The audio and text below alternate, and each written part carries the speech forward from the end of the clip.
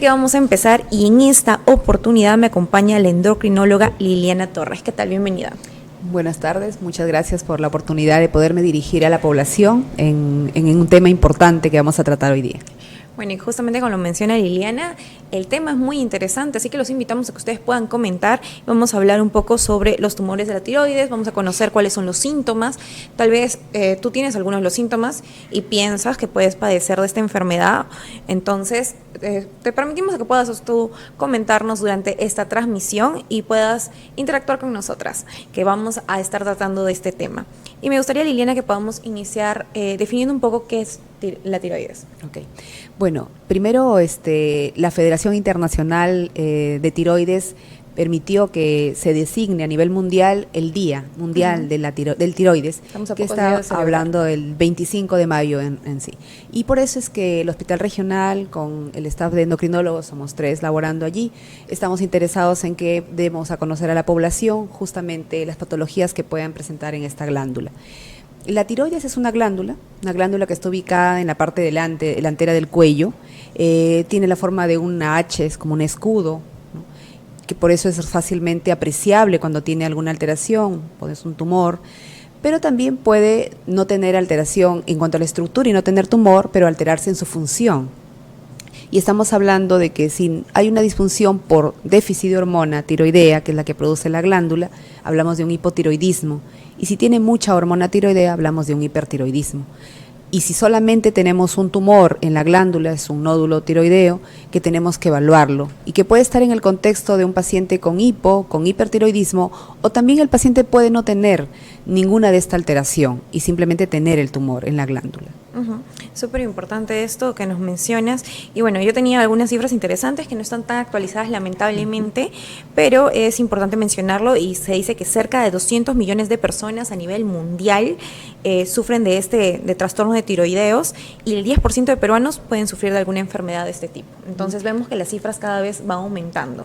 ¿A qué crees que se deba esto? Mencionabas que no, previo a esa entrevista hablábamos de que no existe una causa determinada para decir que esto produce tiroides.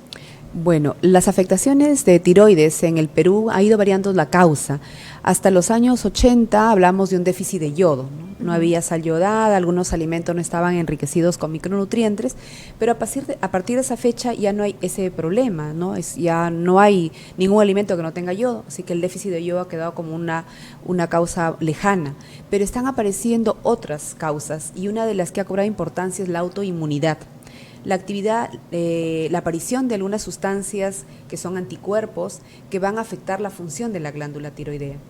Se transmiten de generación a generación, así que es un tema también familiar, genético, pero también tenemos pacientes que podríamos, por la exposición a algunas sustancias, en este caso nosotros llamamos disruptores hormonales, que se encuentran algunos preservantes de los alimentos, en plástico también, podrían tener también influencia sobre la alteración de las glándulas en general.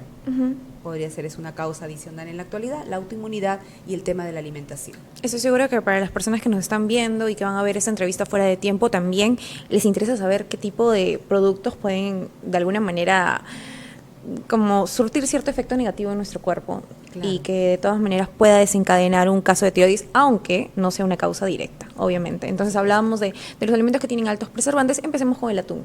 Ese puede ser un alimento que nos puede generar cierto malestar en nuestro cuerpo. De preferencia alimentos chatarra, ¿no? Todos los que son envasados, y no podemos puntualizar algún alimento en general, pero la idea es poder comer de manera saludable para poder tener una función glandular normal.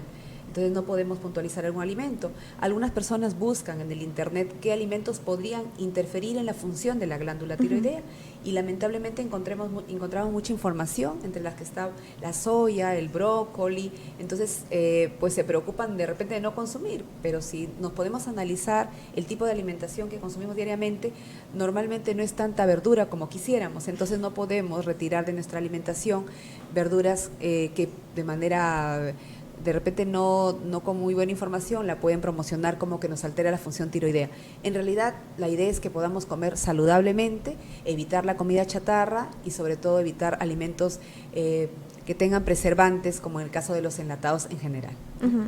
me parece muy bien decir los enlatados en general, porque mayormente a veces abusamos de esto y es que creo que también tiene mucho que ver con nuestra rutina. El tiempo hace que querramos que ir solamente una vez a la semana al supermercado tal vez o al mercado y que esto se conserven durante toda la semana y es un poco difícil, sobre todo que estamos en una región en que a veces hace calor, hace frío, entonces supongo que hay cierta dificultad de poder mantener los alimentos en buen estado. Entonces, hablemos un poco sobre los síntomas. Una persona que puede tener un trastorno tiroideo más o menos se manifiesta en su cuerpo, ¿de qué manera lo puede reconocer? Ok, entonces hablemos de la glándula, que tiene dos situaciones que tenemos que evaluar, el tema funcional y el tema estructural. Si hablamos del tema funcional, vamos a tener síntomas. Si hablamos de un déficit de producción de hormona, porque hay esas sustancias que se han activado que son los anticuerpos y nos va a bloquear la función tiroidea, podemos estar teniendo de repente un hipotiroidismo, y el hipotiroidismo se manifiesta por un aumento del peso, por caída de cabello, piel seca, estreñimiento, una intolerancia al frío o más frío de lo normal, el ánimo un poco decaído, y básicamente ya hay otras alteraciones que lo evaluamos del punto de vista médico. Y si hubiera un exceso de hormona tiroidea, que también está asociada a algunas sustancias como los anticuerpos que he mencionado, podríamos tener todo lo contrario por exceso de hormona, una baja de peso, una piel fina y caliente, de repente aumento de la frecuencia evacuatoria, diarrea, los ojos que se aprecian un poquito más sobresalidos de lo normal. Saltones. Así es, la caída de cabello que también se puede presentar en este caso, y aumento de la temperatura corporal. Entonces son, como vemos, muy inespecíficos porque pueden también explicarse por otras causas. Sin embargo, es lo que tenemos cuando hay disminución o incremento de la hormona tiroidea. Pero si no tenemos una alteración funcional, aunque también podemos tener asociados un daño estructural, o sea, una glándula con alguna tumoración, un nódulo, también tenemos que obviamente evaluarlo. Podemos simplemente apreciar un crecimiento en la parte anterior del cuello, que lo podemos tocar nosotros, lo podemos mirar cuando pasamos saliva, y obviamente nos obliga a ir a una evaluación por un especialista. Y tenemos, gracias a Dios, muchos elementos de ayuda diagnóstica, la ecografía, para poder nosotros discriminar si se trata de un nódulo con características malignas o benignas, y a la vez saber si estamos frente a un hipo o un hipertiroidismo, o también estamos frente a un eutiroidismo, que sería no tener ninguna de estas dos situaciones. Uh-huh. He visto que es más común, mayormente tengo incluso ahora que recuerdo, tengo una prima que ha sido operada justamente, entonces es más común ver este tipo de trastornos en mujeres. ¿A qué se debe? ¿También afecta a los hombres? Bueno, sí, en realidad la patología tiroidea lo podemos ver en toda la vida, desde los recién nacidos hasta las personas mayores. En general, las glándulas afectan más a la mujer, todas las glándulas, toda la patología glandular afecta más a la mujer. No tenemos una respuesta clara al respecto de por qué, pero el hombre no está exento del problema. También se presenta, pero son casos más raros, y cuando se presentan, lamentablemente son más agresivos los problemas o más malignos en caso de los tumores. Así que la frecuencia es en las mujeres, cualquier edad, pero si tenemos que hablar una edad donde podemos sentirnos mucho más afectadas, hablaríamos entre los 20 y los 40 años. Sin embargo, necesitamos evaluar durante toda la vida la función tiroidea, y si tenemos un síntoma, un signo que nos llama la atención, pues sería bueno acudir para poder hacer un descarte de este problema. En cuanto al tratamiento, de repente un poquito completando la pregunta, si tenemos alteración funcional, pues nos falta hormona, hay que dar hormona, nos sobra hormona, hay que bloquear las hormonas. Pero si tenemos solamente un nódulo y no tenemos alteración funcional, lamentablemente no tenemos un tratamiento médico que brindar al paciente. En ese caso es que hay que evaluar las características de los tumores tiroideos y determinar qué es lo que tenemos que hacer. Aparte de la ecografía, que es un excelente examen para ver los nódulos tiroideos, tamaño y características, una biopsia, si en caso amerita, según las características que presente, y obviamente si es que tenemos un resultado de malignidad, la cirugía sería el tratamiento de estos pacientes. Uh-huh. ¿Cuál es la diferencia entre que se determine cuando se hace la biopsia que sea maligno o benigno? Supongo que de alguna manera influye en el organismo de la persona. ¿De qué manera influye para que las personas estén enteradas cuánto daño puede hacer si es que no se identifica a tiempo que se está sufriendo ese trastorno? Excelente pregunta. Importante porque el tema era justo tumores tiroideos. Entonces, si una persona al mirarse al espejo se detecta que hay un crecimiento en la parte anterior del cuello, pues rápidamente tiene que acudir para la evaluación. ¿Cuándo es un tumor que podemos sospechar así, mirando lo que podría ser maligno? Si tiene un crecimiento muy rápido, ¿no? Un crecimiento rápido, y también hay síntomas que nos pueden hacer sospechar, como por ejemplo que tengamos dificultad para tragar los alimentos o pasar la saliva, dificultad para respirar, cambio de voz y el crecimiento rápido. Entonces tenemos que vernos obligados. Esos serían los síntomas que podríamos hacernos sospechar que estamos frente a algo que no es tan bueno, y sobre todo en los extremos de la vida, niños, ancianos o varones. En las mujeres dijimos que era frecuente, pero en esos extremos de la vida y en varones no tan frecuente. Y si aparece, hay que pensar que podría tener un grado más de malignidad. Si lo vemos desde el punto de vista ecográfico, cuando uno ya pide la ecografía para ver si es maligno o benigno, las características es que el nódulo sea más grande de 1 centímetro, ¿no? Que a la vez tenga unas imágenes que el radiólogo nos informa como microcalcificaciones, que sea más alto que ancho, que tenga un borde muy irregular, que sea hipoecogénico sólido. Entonces hay varias características en sí que ya el endocrinólogo evalúa y dice, bueno, este tiene características de malignidad, aunque no hayan tenido los síntomas que manifesté, pero se ve ecográficamente, entonces tiene que ir a una biopsia. Pero si además está sumado el tema de los síntomas, ya les manifesté nuevamente que haya un crecimiento rápido, que de repente tengamos dificultad para pasar los alimentos, dificultad para respirar, cambio de voz, y estemos en muy niños, muy ancianos o también en varones, que es mucho más maligno, entonces acudir rápidamente para una evaluación ecográfica y probablemente una biopsia. Y alguna noticia buena es que si uno detecta a tiempo el problema, la cirugía tiene una cura de 97%, incluso si fueran cánceres de tiroides. Esto contesta justamente mi pregunta de cuál es el grupo de riesgo mayormente, en qué edad se manifiesta, porque vemos que también niños lo pueden sufrir. Así es. Justamente, entonces no podemos decir que en determinada edad, sino toda la población prácticamente. Me gustaría preguntarte, después de la operación, ¿qué pasa? ¿Esta persona ya no sufre este trastorno en caso de que ha sido extraído este tumor o este nódulo? Y después, ¿qué tratamiento debería seguir? ¿Sigue un tratamiento con pastillas, con inyecciones? ¿Cómo es? Cuéntanos un poco.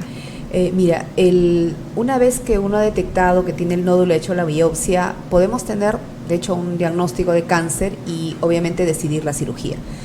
Es importante la biopsia porque la biopsia dirige el procedimiento que el cirujano de cabeza y cuello va a realizar, las precauciones que va a tener, porque no es un cáncer, no hay un solo tipo de cáncer, existen 4 tipos de cáncer de tiroides. Entonces, de acuerdo al resultado es que se va a dirigir el procedimiento quirúrgico. Definitivamente, cuando termina la operación, se va a confirmar si fue un cáncer o no. Muchas personas van a la cirugía sospechando que tienen cáncer, luego los operan y dicen que no tienen cáncer.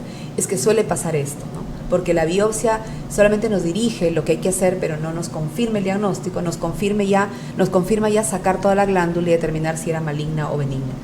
Entonces, igual un paciente operado porque haya tenido o no haya tenido cáncer, se queda sin la glándula que produce la hormona.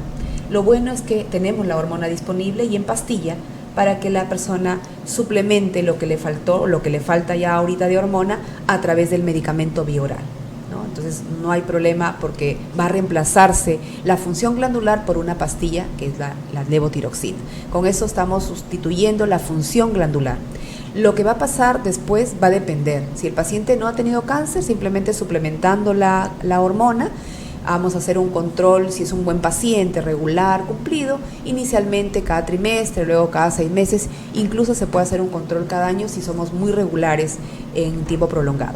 Pero si ha tenido cáncer, sí se tiene que verificar la gravedad, si ha habido compromiso de ganglios, que es a donde puede ir los cánceres, u otros compromisos a la zona continua dentro del cuello, y ya se tendría que dar una terapia que es una complementación de la cirugía, que se llama la yodoterapia, que sería como una quimioterapia, pero es realmente mucho más sencillo y más contundente en el tratamiento. Se complementa con este tratamiento y pues tiene un buen porcentaje de éxito porque ya no tenemos la glándula y encima estamos dando un tratamiento adicional. Y el seguimiento es muy parecido, obviamente que los objetivos en cuanto a los valores de las hormonas ya lo ve el endocrinólogo porque es diferente en un paciente operado por cáncer y uno operado por no cáncer. Esas pastillas las tienen que tomar de por vida. Así es de por vida, reemplaza la glándula. Claro, porque ya no existe la glándula, entonces de todas maneras las tiene que hacer. Más o menos el costo del tratamiento es muy caro, en realidad cualquier persona puede acceder a ese tratamiento o no.